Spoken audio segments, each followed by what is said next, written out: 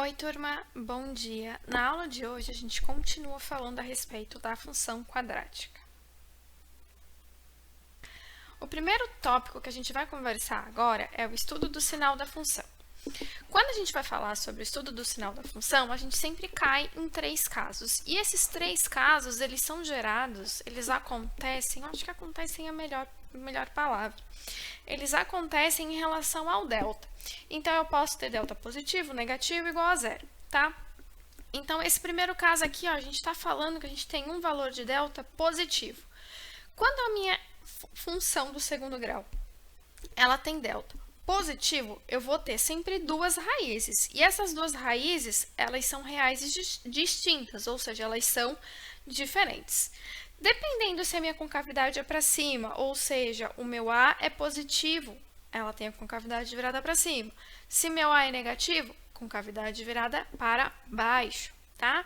Então, aqui eu tenho x1 para representar uma raiz, aqui eu tenho um x2 para representar a segunda raiz, então aqui é o x1 primeira raiz, x2 segunda raiz.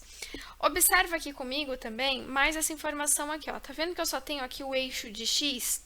Nessa situação, no estudo do sinal da função, o eixo do y, ele para mim, ele não vai ter muita interferência, tá? Quem mais tem interferência aqui é o x. Então, olha aqui o que a gente faz. A gente sabe que a concavidade nessa primeira aqui, ela é voltada para cima, então eu vou fazer esse desenho, né, da minha função. Até onde eu tenho o meu valor de x1 aqui, ó, tá vendo que esse valor, essa perna aqui da minha parábola, ela tá pro lado de cima do x? Então, supõe que eu tenho aqui, ó, o eixo de y. Concorda que aqui são os valores de positivos e aqui embaixo são os meus valores negativos? É por causa disso, então, dessa relação do sinal do positivo, que todas as partes da função que ficam para cima do eixo de x, eu venho aqui e coloco um sinal de mais, tá? E os valores que ficam abaixo do eixo aqui do x, eu vou colocar como sinal de negativo. Então, observa aqui, ó, nessa segunda aqui, nessa função que está aqui na minha direita, a gente tem até o x1 valores negativos, né, em relação a y, e depois o x2 valores negativos também, tá? Aqui já é o segundo caso, que é quando o meu delta ele é igual a zero. Então, quando isso acontece, o meu x1 é igual ao meu x2, ou seja, ele vai cortar exatamente no eixo do x. E esse x1 é igual a x2 e ele também é igual ao x vértice, pode até acrescentar essa informação aí. Então, se o meu delta deu igual a zero, o meu x1 é igual ao x2, que é igual ao x vértice, tá? Então, ela encosta, ela corta o eixo do x. O terceiro caso é quando eu tenho um valor de delta negativo, então ela vai ficar voando. Então, se ela vai ficar voando, né, então o que acontece? Todos os meus valores aqui são positivos. Agora, compara com o segundo caso. O que aconteceu aqui, ó?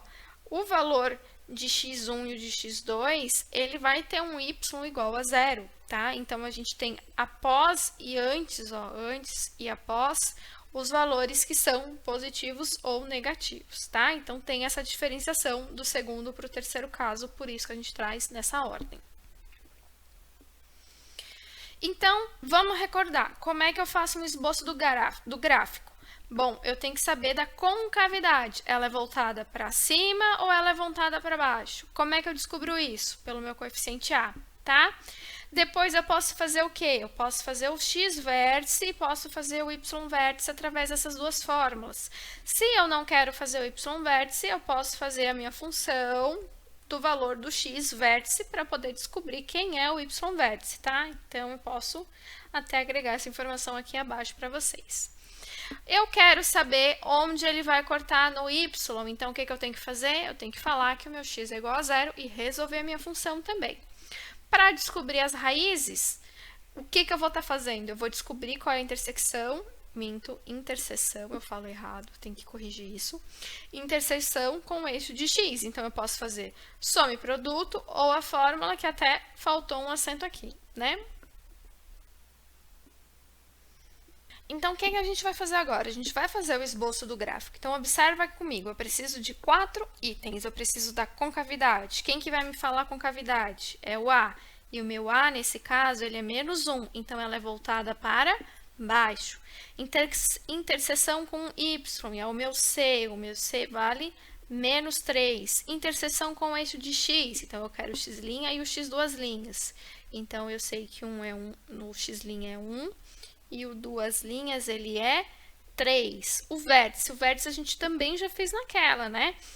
Naquele mesmo exemplo da aula anterior. Então, o vértice eu vou fazer pelo x-vértice, que ele é menos b sobre 2a, que então fica menos 4 sobre menos 2, que dá 2. Então, eu vou fazer o f do x-vértice, que nesse caso me dá o y-vértice, que eu já fiz e deu 1. Então, tá vendo como essas 4 informações, elas facilitam o meu trabalho na hora de fazer o esboço de um gráfico? Então, eu vou marcar aqui os pontos, ó, vou marcar o ponto menos 3, o 1 que é uma raiz, o vértice que é 2 para x e 1 para y, e a outra raiz aqui. A única coisa que eu preciso fazer agora é fazer um gráfico com a carinha dessa função, que não ficou muito bom, né? Então, vamos consertar isso. Ó, fazendo com calma costuma ficar bonitinho, tá? Então, sempre façam com calma que vai dar tudo certo. E assim a gente tem o esboço do gráfico. Então, eu quero que vocês entendam isso, que a gente precisa desses 4 itens para a gente poder fazer um esboço. Lembrando, esboço é diferente de gráfico ponto a ponto, tá? Então, vejam sempre qual é o estilo de gráfico que está sendo solicitado. Por hoje a aula era isso, um beijo para vocês e até a próxima.